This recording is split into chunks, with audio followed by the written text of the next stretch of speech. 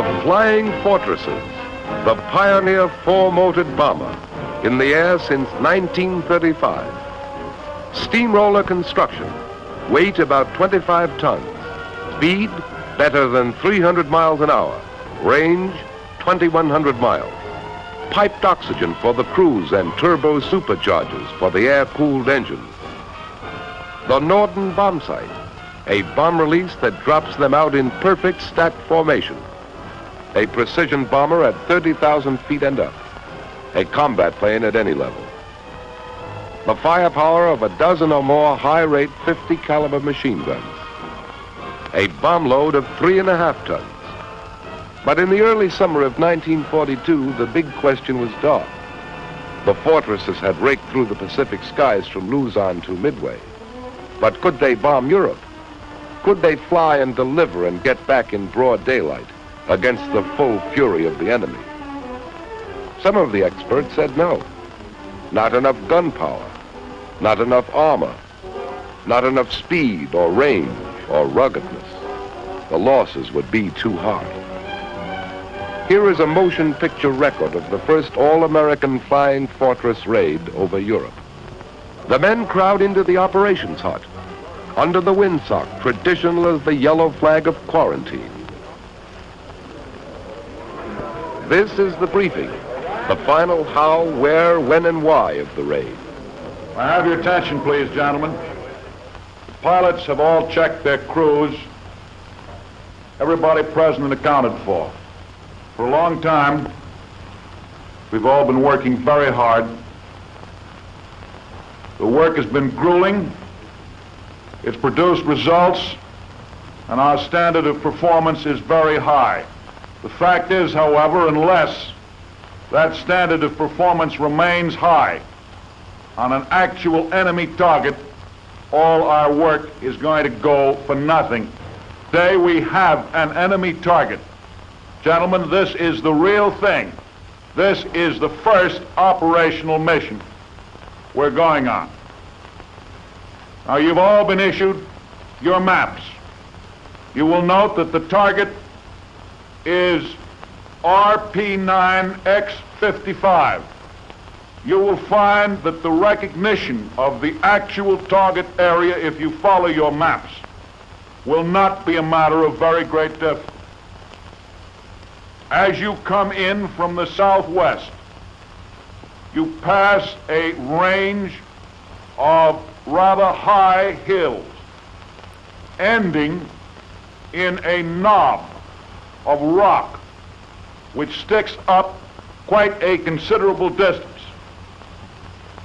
You will note that to the left of the knob as you approach, and not very many miles away, is a lake.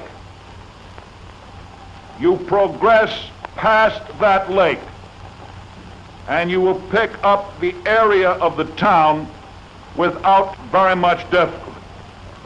Remember, when you approach the town, what your indicated altitude is going to be.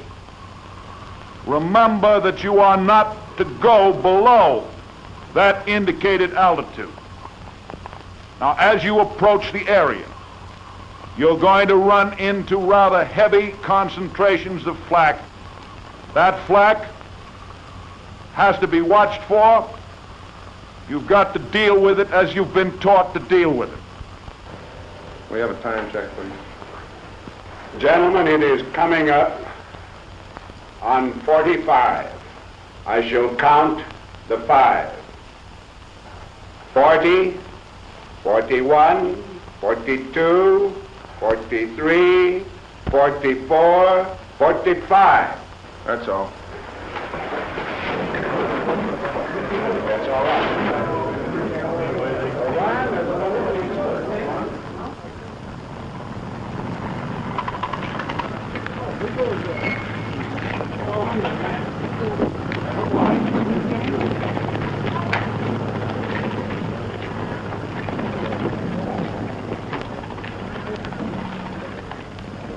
Ten men to a ship, the combat team. 10 men blending together like a good jazz band. pilot and co-pilot, bombardier, navigator, engineer, radio man, photographer gunner, waist gunner, ball turret gunner, and tail gunner.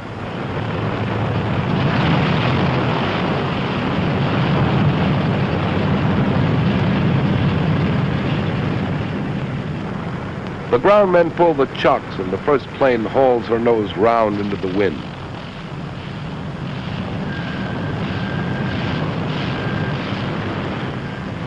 The others behind her, following each other like a herd of elephants out of a water hole.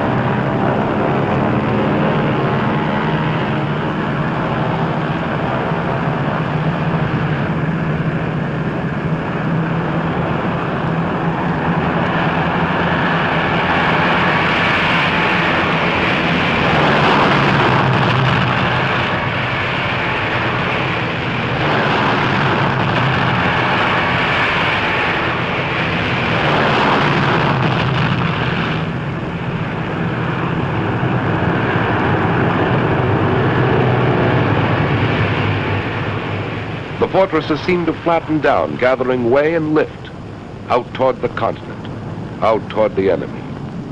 The ground crews watching and hoping their half of the job done.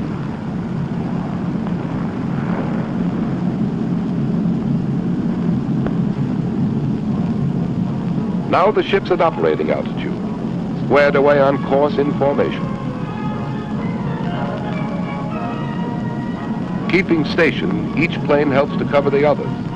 Together they make one round, bristling hedgehog of fire. The pale, glimmering English sun and the English fields checkerboarded below. Americans from Massachusetts, Idaho, and Kentucky, a long, long way from home. The target is Rouen, the railroad yards. They come in from the northeast in tight formation, very high, visible from the ground, and make their bombing run as the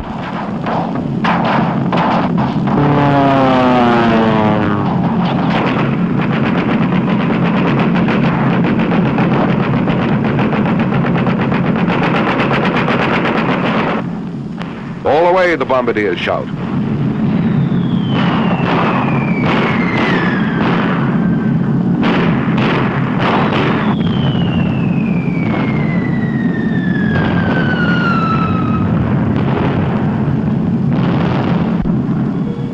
They group in elements of 3 for the run home.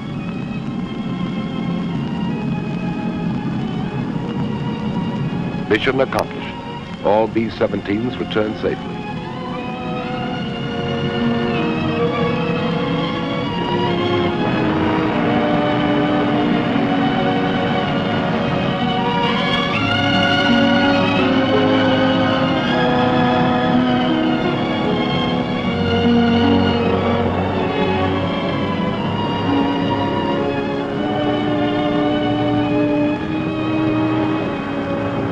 More raids followed. August 19th, 1942. B-17s over Nazi fighter base at Abbeville in support of Dieppe raid. Aerodrome and fuel tanks fired. Buildings razed. Return with full complements. Mission accomplished. August 21st, 1942. 11 B-17s without fighter escort attacked over North Sea by 25 Focke-Wulfs 190s. 3 enemy fighters destroyed. 9 more probably destroyed or damaged. 1 fortress pilot killed. Co-pilot wounded. August 27th, September 7th, October 5th. A fortress named Phyllis attacked by 40 Focke-Wulfs, 2 engines out of commission. A third later failed over the channel. 3 shell holes in rudder, 3 more in stabilizers. Controls partly shot away. Landing gear smashed. 200 holes in fuselage, but Phyllis came home. October 10th, more than 500 United Nations planes, 100 or more fortresses bombed locomotive and steel works at Lille. 4 bombers failed to return. American bomber crews credited with at least 48 German planes, probably 38 others, damage to 19 more. Mission accomplished. Mission accomplished. Mission accomplished. In the Philippines, at Midway, in New Guinea, in the Solomons, over France, over Germany, over Italy and North Africa, out over the Pacific and the Indian Ocean, the North Sea and the Mediterranean. America's flying fortresses are blasting new patterns of victory.